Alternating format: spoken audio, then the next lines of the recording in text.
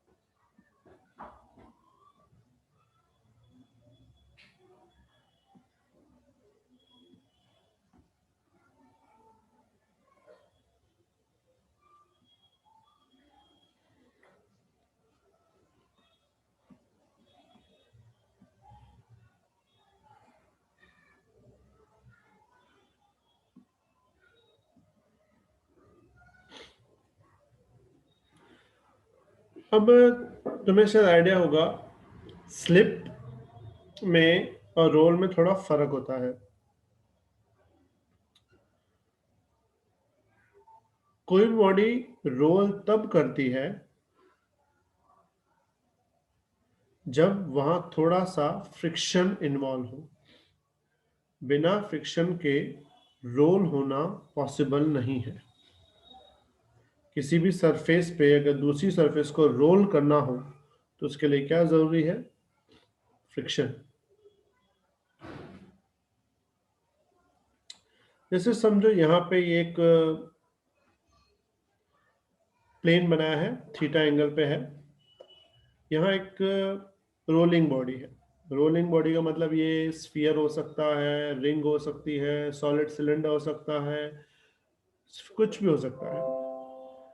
अगर यहाँ पे खड़ा है तो सिंपल बात है, इसको नीचे फोर्स तो लगेंगे लगेंगे, और फोर्स के एरोज जो होंगे वो यहाँ भी होगा, यहाँ भी होगा और यहाँ भी होगा। ठीक है, तीनों साइड लगेंगे। ये रोल कब करेगी? जब नीचे वाला फोर्स ज्यादा स्ट्रांग होगा कि ऊपर वाला फोर्स? ऊपर वाला सर। इसका मतलब ये ऊपर हुआ वाला। कि नीचे वाले फोर्स को नहीं होना चाहिए। अगर नीचे वाला फोर्स होगा तो ये आगे नहीं आ पाएगा, क्योंकि रोल करने के लिए इसको आगे आना पड़ेगा। तो सिंपल बात है, अगर नीचे वाला भी फोर्स ऊपर वाला फोर्स दोनों सेम है तो ये बॉडी रोल नहीं करेगी, स्लिप करते हुए नीचे आएगी। रोल कब होगा? जब समझो यहां पे एक फ्रिक्शन लगे जो जस्ट इसके पीछे हो। तो अब इसका क्या होगा मीनिंग? कि जो नीचे वाला पोर्शन है वो रिजल्टेंट हो गया जीरो। Yes sir. अगर जीरो हो गया इसका मतलब Yes, ऊपर वाले को क्या मिल जाएगा? मौका मिल जाएगा नीचे आने का। इसका सिंपल मीनिंग ये हुआ कि अगर तुम्हें बॉडी को रोल करना है तो फ्रिक्शन होना जरूरी है, लेकिन मिनिमम कितना फ्रिक्शन चाहिए हमको फाइंड करना है। समझ में आया मेरी बात? किसी को डाउट? No sir. अब पूरा ध्यान। अब कोई भी चीज ऊपर होती है उसके पास हाइट होती है। तुम्हें पता है हाइट पे कौन सी एनर्जी होती है? पोटेंशियल। Gravitation potential. और ये बॉडी जब रोल करती करती करती करती करती करती नीचे आएगी तब कौन सी एनर्जी होगी? काइनेटिक। काइनेटिक। लेकिन यहाँ पे काइनेटिक एक नहीं होगी, दो होंगी। एक तो डिस्टेंस है हाफ mv स्क्वायर, दूसरा ये रोल कर रही है। तुम्हें पता रोल का मतलब होता है रोटेशनल काइनेटिक एनर्जी। और मैंने तुम्हें रोटेशनल काइनेटिक एनर्जी एक फॉर्मूला लिखवाई थी, हाफ आई ओमेगा स्क्वायर, याद है? टेबल में लिखवाई थी कंपैरिजन में। एक साइड था हाफ mv स्क्वायर काइनेटिक का, और रोटेशनल में क्या होती है? Half I omega square. याद आया कुछ? Yes sir. इसका मतलब ये हुआ कि ऊपर है तो इसके पास mgh है, जब नीचे नीचे नीचे जब बॉटम पे आ जाएगी तो उसकी पूरी mgh खत्म हो जाएगी। वो mgh खत्म हो गई, किसमें कन्वर्ट हो जाएगी? Kinetic energy as well as rotational. Rotational kinetic. here sir मुझे एक बार समझा दोगे फिर से, मैं मीटिंग से बाहर मैं चला फिर से समझाता हूँ। जब बॉडी ऊपर होती है तो उसके पास होती है पोटेंशियल एनर्जी, और जब बॉडी नीचे आती है तो उसकी पोटेंशियल एनर्जी कम होती जाती है और साथ में काइनेटिक एनर्जी बढ़ती जाती है। तो काइनेटिक एनर्जी दो टाइप की होती है, रोटेशनल प्लस लीनियर। तो हम यहाँ पे क्या लिखेंगे, here potential energy is convert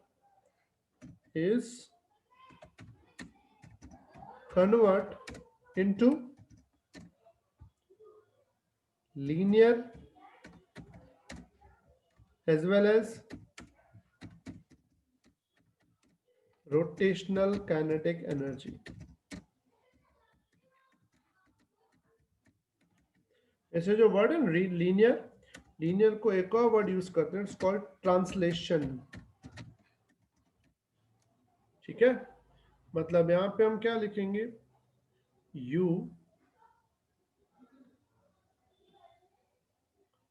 U equals to KT translation plus KR rotational. U होता है mgh, KT क्या होती है, half M, 1/2 m square. KR क्या होता है। Half I omega square. अब इसमें mgh as it is, half mv square as it is, half I को हम लिख सकते हैं m एम के आर। स्क्वायर। Yes, sir. क्यों? Yes, sir. हमको ये नहीं पता कि बॉडी कौन सी है, स्फीयर है कि सिलेंडर है कि रिंग है कि डिस्क है, नहीं पता।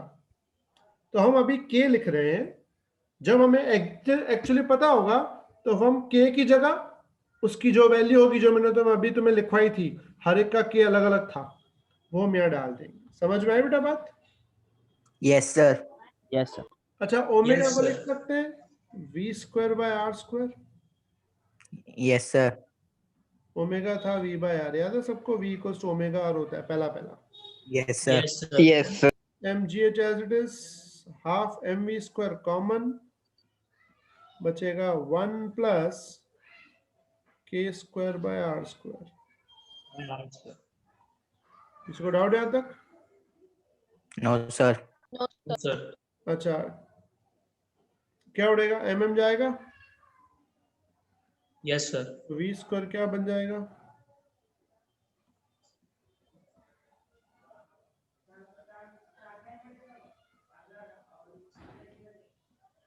किसी को डाउट यहाँ तक? No, sir. अब No, दूसरी sir. बात, ये फॉर्मूला याद है, v square minus u square equal to 2ad। Yes. v square is equal to Yes. 2a same d। तो यहाँ पे हम लिख सकते हो sine theta is equal to h upon d, opposite upon hypo. Yes, sir. d Yes. की जगह क्या आ जाएगा, H upon D. h upon sine theta. समझ में आया बेटा सबको बात? Yes, sir. Yes, Yes, sir. Yes. Compare, Sir, sin क्यों? अगर d को सब्जेक्ट बनाओ तो क्या मिलेगा, h अपॉन साइन थीटा मिलेगा। नहीं सर, हमने साइन थीटा ही क्यों लिया है सब? तो और कौन सा लेंगे, दूसरा ऑप्शन है तुम्हारे पास। देखो, हमारे लिए u में h आता है, पता है, यानी हाइट, लेकिन v स्क्वायर में d आता है, तो d और h में रिलेशन तो लाना पड़ेगा ना। तो रिलेशन लाने के लिए अपने पास साइन थीटा है, cos tan तो ले नहीं सकते क्योंकि cos tan के लिए क्या चाहिए, एडजेसेंट। समझ में आया बेटा बात? Okay sir. तो कंपेयर 1 एंड 2 क्या मिलेगा, 2ah upon sine theta is equal to 2gh upon क्या उड़ेगा, H. और बचेगा क्या,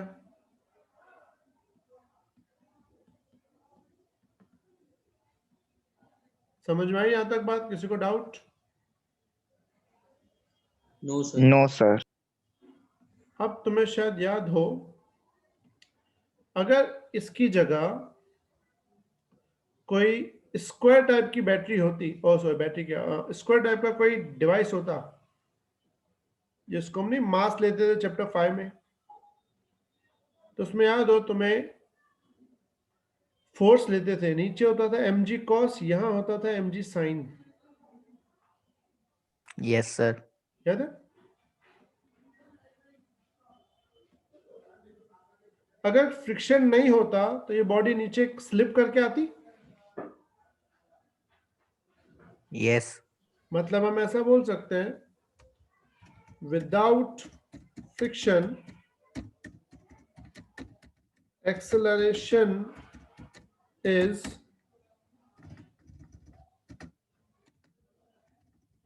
without friction acceleration is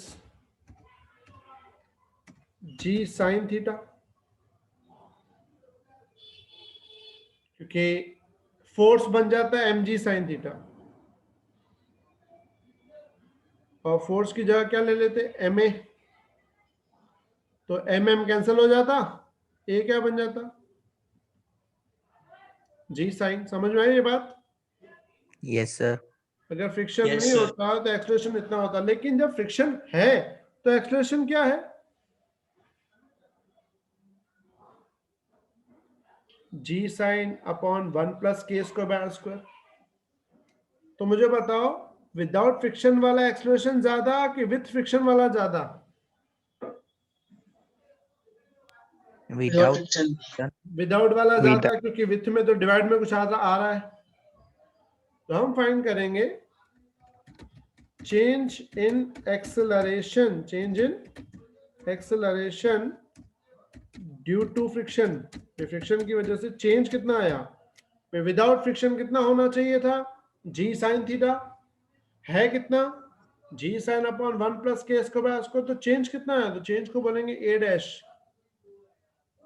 तो ए डैश इज इक्वल टू क्या मिलेगा, होना चाहिए जी साइन थीटा, बट है कितना, जी साइन अपॉन, इसको एलसीएम करके रख दूं, yes sir, Yes, पता चला sir. नहीं, आर स्क्वायर प्लस के स्क्वायर आर स्क्वायर ऊपर, पता चला? ये किसी को डाउट? yes sir, जी No, sine sir. Same, No, sir. So G sine common, इसका एलसीएम करेंगे,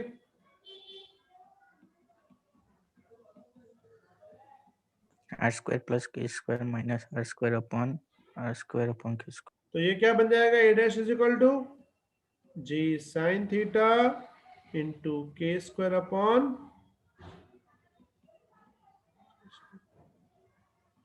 किसी को डाउट यहां तक? No sir. यानी ये No, होगा sir. हमारा change in acceleration due to friction. तो अगर दोनों साइड मास से मल्टीप्लाई कर दूं,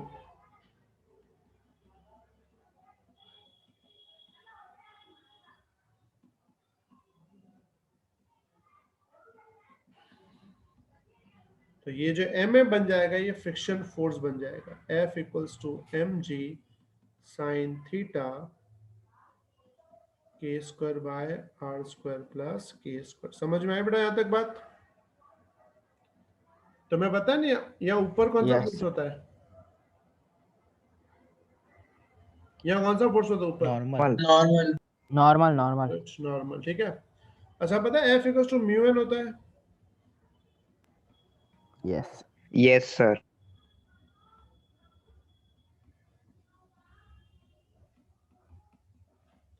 तो एन की जगह क्या डाल देंगे हम लोग, mg cos theta। mg cos theta.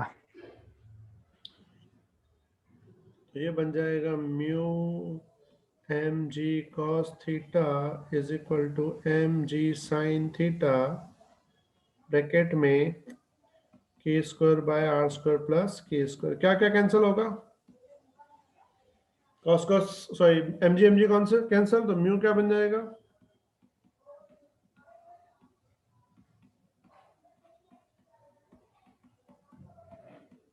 Clear? तो हम याद रखेंगे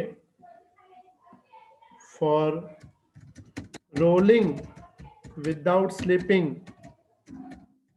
रोल करना हो वो भी स्लिप होए बिना, तो म्यू की वैल्यू कितनी होनी चाहिए? म्यू मस्ट बी इक्वल और ग्रेटर देन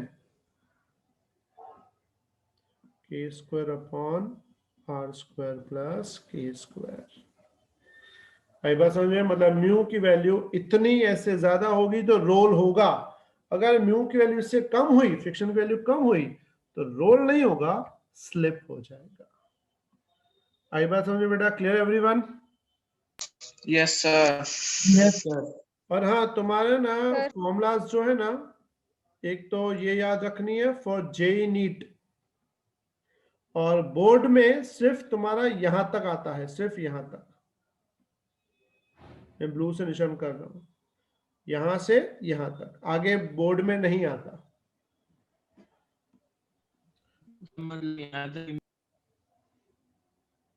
क्लियर एवरीवन?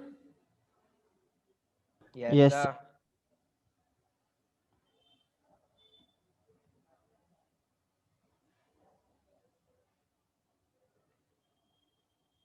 किसी को डाउट? No, sir. लिख लो, Sir. लिख के मैसेज करो।